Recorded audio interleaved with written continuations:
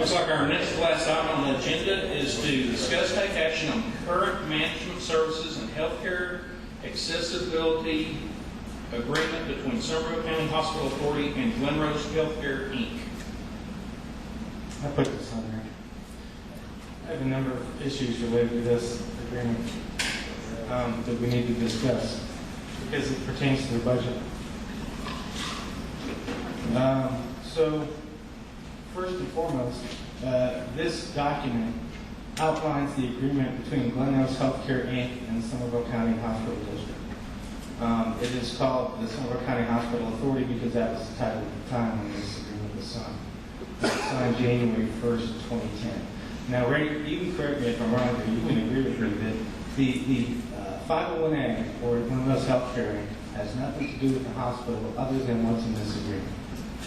That is correct. We are the hospital is the member. The 501A is a separate corporation with its own board. The hospital is the member for the 501A. Okay.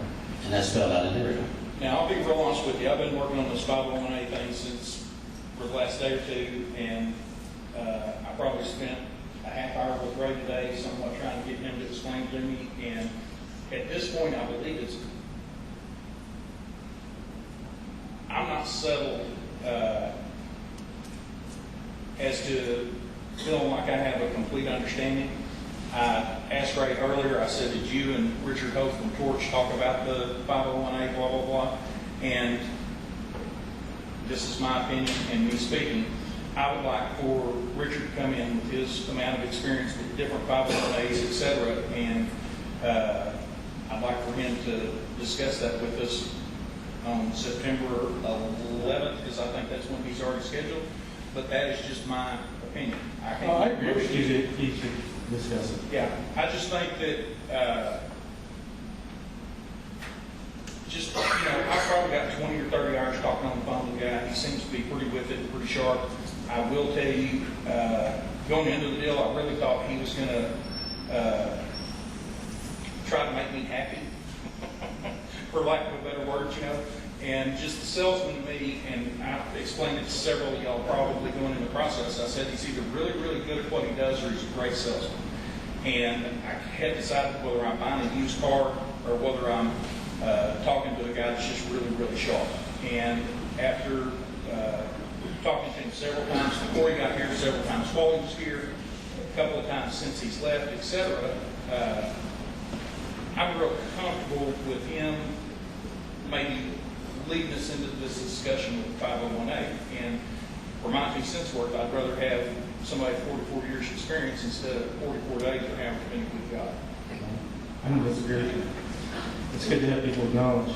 So somebody make a motion that we table this or some other action? No, I have a motion. I have a motion that we follow this as written, effective immediately. That we follow our agreement. That we follow this written agreement that we have with Glen Healthcare, Inc., and we follow it as it's written in this document. I'll second that. Well, I think there's some interpretation in here. Yeah. And Paul, I'll speak to that again.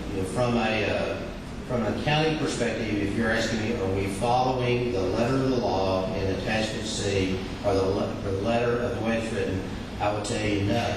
But I will tell you that there is a complete accounting of every transaction, every transfer of dollars between the 501A and the hospital, or between the hospital and the 501A.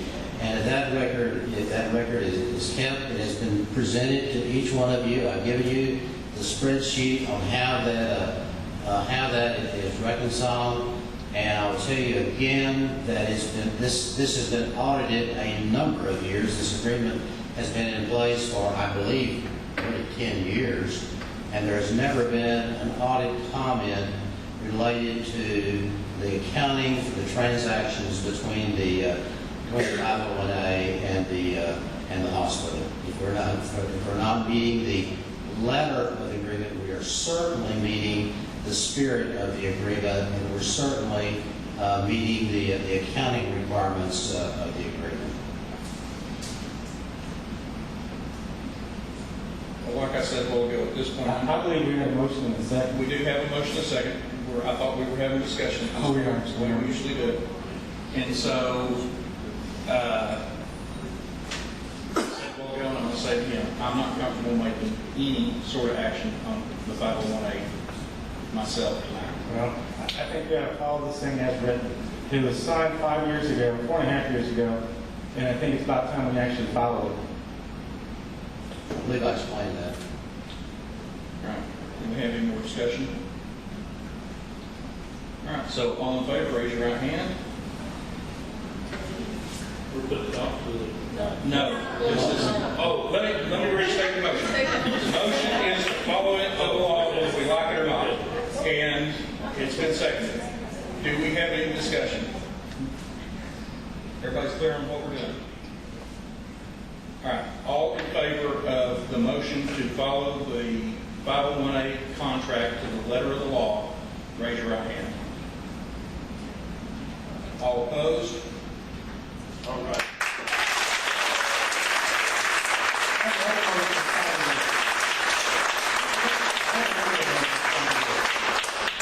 I move that the operational support assistance that are requested or outlined in Schedule C of this agreement be required to come before the board for approval, and that no money shall be moved unless approved by this board. That's a good point. Not on the agenda, Paul. Actually, it is. It's tied to this agreement. The operational support assistance is written in the back of this agreement in Schedule C. And I'll go ahead and read it to you. In order to meet the goals set forth above, the medical center understands that it may be necessary during periods of negative cash flow for the medical center to provide operational support assistance to the physicians group.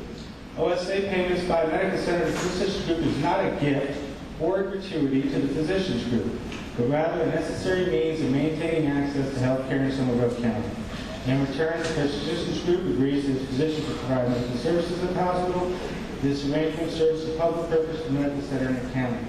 And it goes on to say, in each month during the term of this agreement, the physicians group will provide the medical center with the revenue and expense statement for the month. The physician group shall provide the medical center with all backup documented information as stated in this statement. The physician group revenues are insufficient to meet reasonable operation obligations, and no other source of non-debt funds exist from which the physician group makes shortfall. The statement shall show the number as the requested OSA for the month, which means we should see a statement from them every month asking us for OSA funds to cover their loss because they didn't make money in their business. If they have a loss that month. If they have a loss that month, and they're not supposed to have a loss every month, but I guess they can. And it says that they must be submitted by the 10th day of the following month covered by the request. The OSA payment, if any, will be transferred to the medical center to the physicians group account within 3 business days after the medical center approves the OSA payment. So what I'm asking is that this payment that's being moved from public funds to a private account be approved by this board, otherwise it doesn't happen. That's what I'm asking for. And I'll second that. Again, I'll say that, we do a complete accounting of that at any point in time, and it is on the balance sheet that's presented to y'all every month. We can tell you a complete accounting of the due to, due from for both the 501A and the hospital. That is accounted for, and it is disclosed on our balance sheets as a due to, due from between the entities. So we have a motion and a second. Do we have any discussion? I have something to add. I'm very concerned about the desire of the hospital district board as it appears to get into the details of running every little bit of the hospital. I don't think it's our place. I don't think we're qualified to do it, and it would take years to learn it all. It's been running pretty darn well. I think we're obligated to look at the budget. I think we're obligated to look at the tax money. I think we're obligated to make sure that we give good, superb patient care. But when we're talking about tearing a whole contract to a nubbin and deciding one piece, it's interesting to me that you're concerned about this big money, but not the financials of the month. We haven't talked about that since we've been here. So I'm really concerned about it, and I hope y'all would consider that before we go nitpicking more.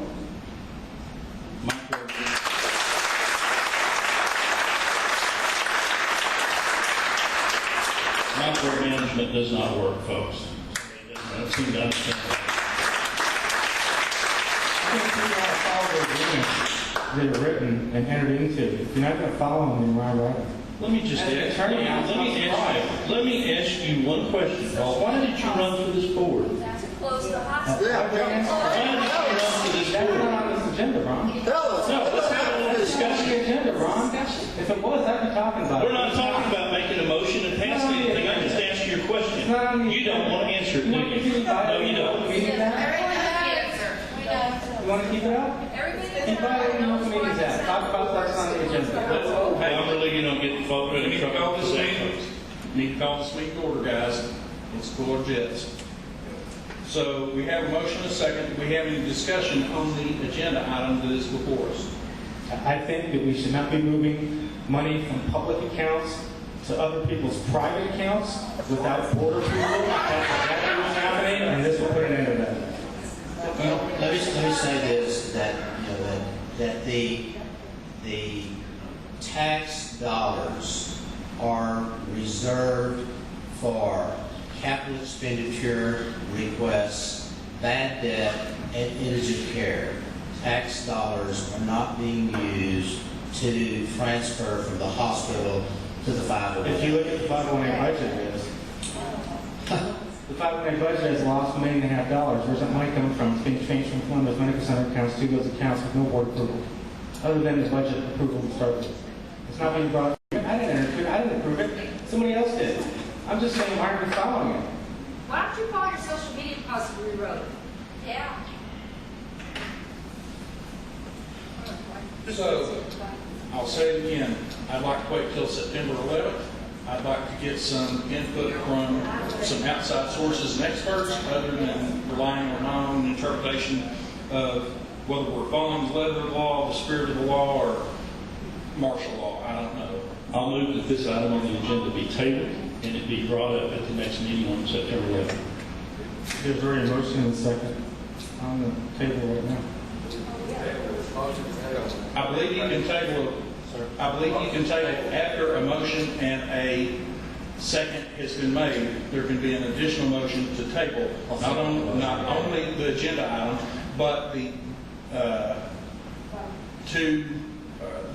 original motion and second. Ron, correct me if I'm wrong. If you're correct. I believe I am too. Dr. Davis agrees. So, I have a motion to table the agenda item number 13. Do I have a second? Second. Do we have any discussion? All in favor, raise your right hand.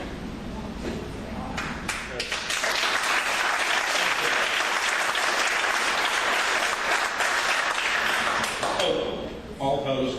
Sorry, Paul.